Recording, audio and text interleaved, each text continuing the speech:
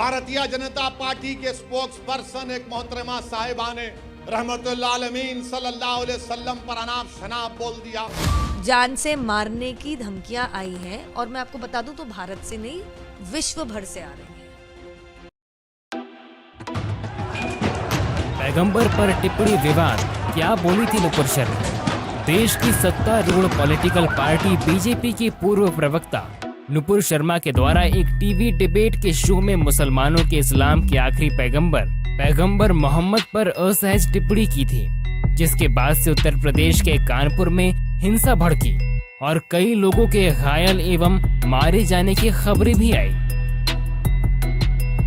मैंने बोला ना, एक सिविल सोसाइटी है, डिबेट करते हैं। अगर किसी के स्क्रिप्चर से कुछ कोट करना, अगर नफरत फैलाना है तो सवाल ही बदल गया, सवाल ही बदल गया।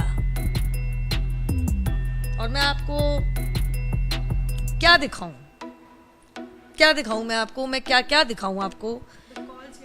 The calls I am getting, the messages I am getting, and मैं कितनी बारी दोहराऊं कम है।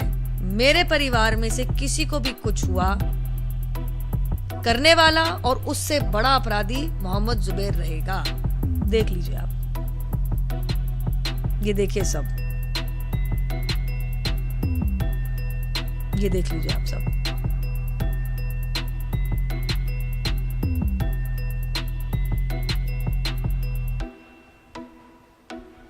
ठीक दूसरी तरफ नुपुर शर्मा अपने दिए गए बयान के कारण देश के मुस्लिम संगठनों और मुस्लिम कट्टरपंथियों के निशाने पर आ गई हैं।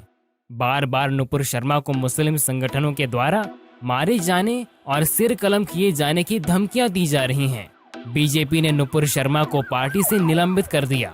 उनके साथ साथ पार्टी के दिल्ली मीडिया यूनिट के प्रभारी नवीन कुमार जिंदल को नुपुर शर्मा के बयान वाले पोस्ट को ट्वीट करने के लिए पार्टी की प्राथमिक सदस्यता से निष्कासित कर दिया।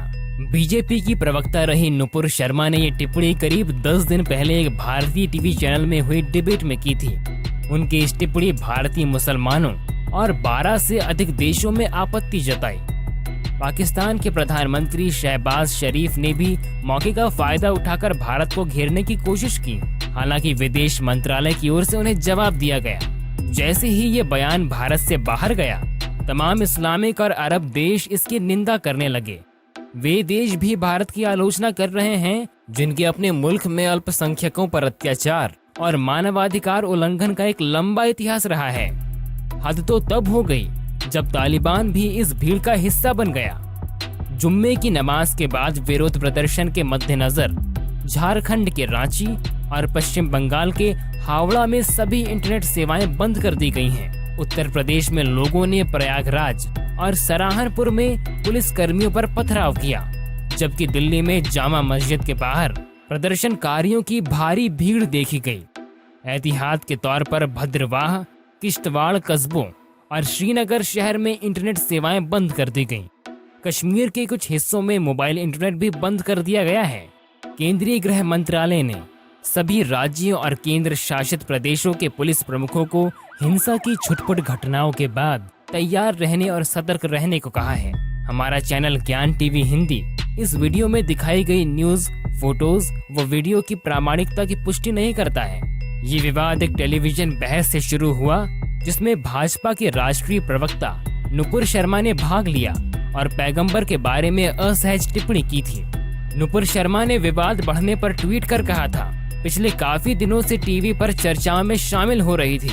यहाँ प्रतिदिन मेरे आराध्य शिव जी का अपमान किया जा रहा था। हमारे महादेव के अपमान को मैं बर्दाश्त नहीं कर पाई और मैंने गुस्से में आकर कुछ बातें कह दी। अगर मेरे शब्दों से किसी की धार्मिक भावनाएं आहत हुई हैं, तो मैं अपने शब्द वापस लेती हूँ। लेकिन इस भीड़ के जवाब में कुछ लोग नुपुर शर्मा के साथ पूरी तरह से खड़े दिखाई दे रहे हैं। इनमें सबसे पहला नाम नीदरलैंड के संसद गिर्ट विल्डर्स का है। नीदरलैंड के संसद गिर्ट विल्डर्स ने ट्वीट कर नुपुर शर्मा का समर्थन करते हुए कहा कि भारत पूरे मुद्दे पर माफी क्यों मांगे।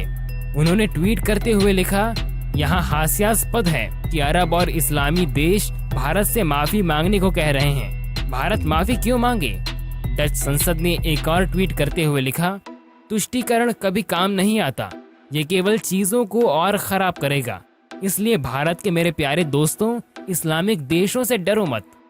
वहीं पूरे विवाद पर वीएचपी की भी प्रतिक्रिया आई है। वीएचपी के अध्यक्ष आलोक कुमार ने कहा, पूरे देश में हिंसक प्रदर्शन क्यों हो रहा है? क्या कानून के शासन में इसकी अनुमति है? खुले तौर पर कहा जा रहा है कि हमारे नबी के बारे में जो बोलेगा उसकी जुबान काट देंगे, जो आंख उठा के देखेगा उसकी आंख फोड़ देंगे, सिर उठा के देखेगा तो सिर काट देंगे। ये हिंसा की भाषा कानून को अपने हाथ में लेने की भाषा है। मुझे लगता है कि एक चिंता का विषय है। अरब देशों के विरोध के बाद पाकिस्तानी मूल के मशहूर लेखक तारिक फतेह ने भी नुपुर शर्मा का समर्थन किया है। साथ ही उन्होंने कहा है कि इस्लामिक जिहादी नुपुर शर्मा को धमकियां दे रहे हैं। पुलिस को नुपुर शर्मा को तुरंत सुरक्षा प्रदान करनी चाहिए।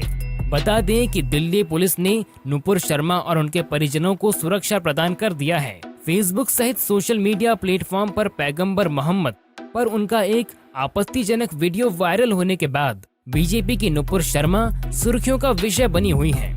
वो अपनी गिरफ्तारी की मांग का सामना कर रही। भाजपा प्रवक्ता ने अब अपने सोशल मीडिया प्लेटफॉर्म से इस्लामोफोबिक वीडियो को हटा दिया है। हमारा चैनल ज्ञान टीवी हिंदी इस वीडियो में दिखाई गई न्यूज, फोटोज व वीडियोस की प्रामाणिकता की पुष्टि नहीं करता है। नुपुर शर्मा ने इस्लाम और पैगंबर मोहम्मद के बारे में आपत्तिजनक टिप्पणी की थी।